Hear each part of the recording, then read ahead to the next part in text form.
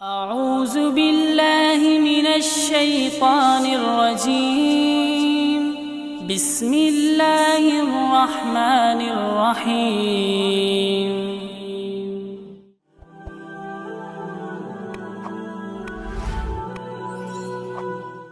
بسم اللہ الرحمن الرحیم۔ معزز ناظرین السلام علیکم۔ ناظرین، ان تصاویر کو ذرا غور سے دیکھیے۔ آپ کو بہت سی اشیاء پر اس مخصوص درخت کی تصویر نظر آ رہی ہوگی جس کے پیچھے ایک مرد اور ایک عورت چھپے ہوئے ہیں۔ اس درخت کو غرقت کہا جاتا ہے۔ یہودی بہت ساری رقم کو غرقت کی کاشت کے لیے استعمال کر رہے ہیں۔ غرقت کیا ہے؟ آخر یہودی غرقت کی درخت کی کاشت کے لیے کیوں اتنے بے چین ہیں؟ اسے شیطانی اور دجالی قوتوں کا درخت کیوں کہا جاتا ہے اور نبی کریم صلی اللہ علیہ وآلہ وسلم نے اسے کاٹنے کا حکم کیوں دیا؟ آج ہم اس پوری سرا درخت کے حقائق سے پردہ اٹھائیں گے۔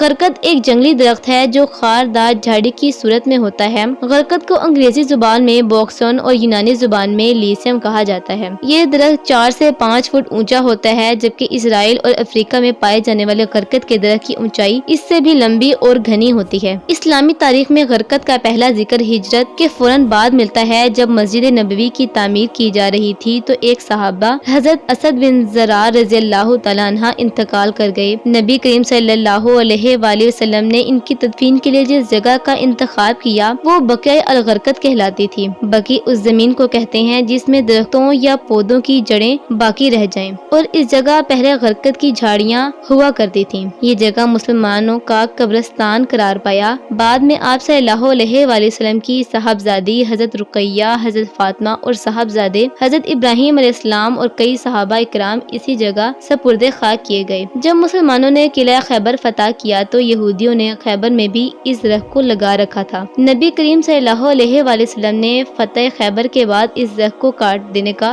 حکم دے دیا تھا۔ حضرت عمر رضی اللہ تعالیٰ عنہ کے دور خلافت میں یہودیوں کو عرب سے نکال کر عراق اور شام میں بسا دیا گیا اور خیبر کے بدلے انہیں مکانات اور زمینیں دے دی گئیں۔ حضرت عمر کے دور خلافت کے آخری زمانے تک اس درخت کا عرب سے مکمل صفایا ہو گیا تھا، لیکن بعد میں آنے والے خلیفہ اور بادشاہوں نے یہودیوں کو اس مقامات پر غرقت کی کاشت کی اجازت دے دی گئی جہاں وہ آباد تھے۔ اب سوال یہ اٹھتا ہے کہ نبی کریم صلی اللہ علیہ وآلہ وسلم نے اس درخت کو کاٹنے کا حکم کیوں دیا تھا، جبکہ قرآن و حدیث میں شجرکاری کو صدقہ جاریہ قرار دیا ہے۔ صحیح بخاری کی روایت کے مطابق رسول کریم صلی اللہ علیہ وآلہ وسلم نے فرمایا، جو مسلمان بھی درخت لگائے یا کھیتی باڑی کرے اور اس سے پرندے، انسان اور جانور کھا لیں تو وہ اس کے لیے صدقہ ہے۔ اس کے علاوہ جنگ کے دوران نبی کریم صلی اللہ علیہ وآلہ وسلم نے سپاہیوں کو یہ تنبیہ کی تھی کہ اس راستے میں کسی بھی پیڑ پودے کو نہ کاٹا جائے اور نہ نقصان پہنچایا جائے۔ شجرکاری کی اتنی فضیلت ہونے کے باوجود آپ صلی اللہ علیہ وآلہ وسلم نے غرقت کے درخت کو کاٹنے کا حکم آخر کیوں دیا تھا؟ دراصل یہ درخت یہودیوں کا پاسبان ہے اور قیامت والے دن اس درخت کا ایک اہم رول ہوگا۔ لہٰذا ابو ہریرہ سے روایت ہے کہ رسول کریم صلی اللہ علیہ وآلہ وسلم نے فرمایا، قیامت قائم نہ ہوگی یہاں تک کہ مسلمان یہودیوں سے جنگ کریں گے اور مسلمان انہیں قتل کریں گے، یہاں تک کہ یہودی پتھر یا درخت کے پیچھے چھپیں گے تو پتھر یا درخت کہے گا، اے مسلمان، اے عبداللہ، یہ یہودی میرے پیچھے ہے، آؤ اور اسے قتل کر دو، سوائے شجر غرقت کے، کیونکہ وہ یہودیوں کے درختوں میں سے ایک درخت ہے۔ یہی وجہ ہے کہ مفسرین شجر غرقت کو شجر یہود، گونگا درخت اور دجال کا ساتھی بھی قرار دے دیا ہے۔ اس درخت کو عیسائی کتابوں میں خاص کر انجیل میں شیطانی قوتوں کا درخت بھی کہا جاتا ہے۔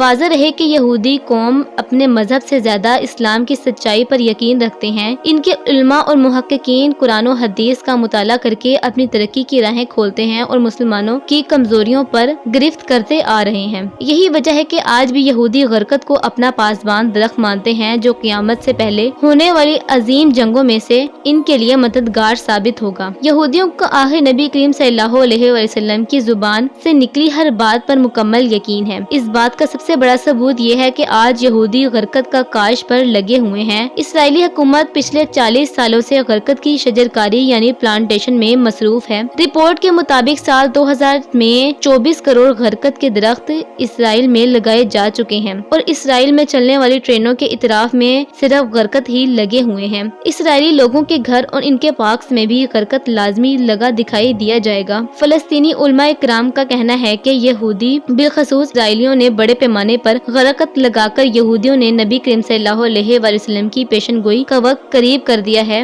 خیبر میں شکست کھانے کے بعد اب تک نہ ان کے پاس کوئی ملک تھا اور نہ ہی کوئی فوج، لیکن 20ویں صدی میں انہوں نے فلسطین پر قبضہ کر کے اسرائیل کی بنیاد رکھی، لہٰذا وہ اپنی رہائشی علاقوں میں اس درخت کا خوب کاشت کر رہے ہیں۔ کیونکہ دجال کا خاتمہ بھی بیت المقدس میں ہونا ہے، مارکیٹ میں آج غرقت کو مزید مشہور کرنے اور عام کرنے کے لیے غرقت والے درخت کی ٹی شرٹس، پرفیومز، بیگ اور دیگر چیزیں فروخت کی جا رہی ہیں۔ جوز نیشنل فنڈ میں اپنے آنے والے ان تمام رقم کو غرقت کی کاشت کے لیے استعمال کیا جا رہا ہے۔ اس تنظیم کا مقصد ہی دنیا بھر سے چندہ جمع کر کے اس رقم کو درخت لگانے پر صرف کرنا ہے۔ اسرائیلی وزیر نے 1999 میں خود اس درخت کو لگا کر عوامی سطح پر اس درخت کو لگانے پر زور دیا ہے۔ یہود و انصار آج بھی آخری نبی کریم صلی اللہ علیہ وآلہ وسلم پر ایمان لانے کے باوجود آپ کی ہر بات اور پیشن گوئی پر یقین رکھتے ہیں۔ بحیثیت مسلمان ہمیں آج خود کا موازنہ کرنا چاہیے کہ کیا ہم خود کو نبی کریم صلی اللہ علیہ وآلہ وسلم کے امتی کہلوانے کے باوجود آپ کی تعلیمات پر عمل پیرا ہیں؟ کیا ہمارا دعویٰ صرف نبی سے محبت اور عقیدت تک محدود ہے یا ہم آپ کی تعلیمات اور سنت پر بھی عمل پیرا ہیں؟ نیز یہ کہ آج ہمیں چاہیے کہ ہم اسلامی تعلیمات کے ساتھ ساتھ حالات حاضرہ پر بھی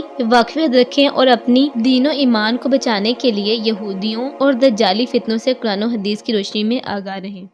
اعوذ باللہ من الشیطان الرجیم، بسم اللہ الرحمن الرحیم۔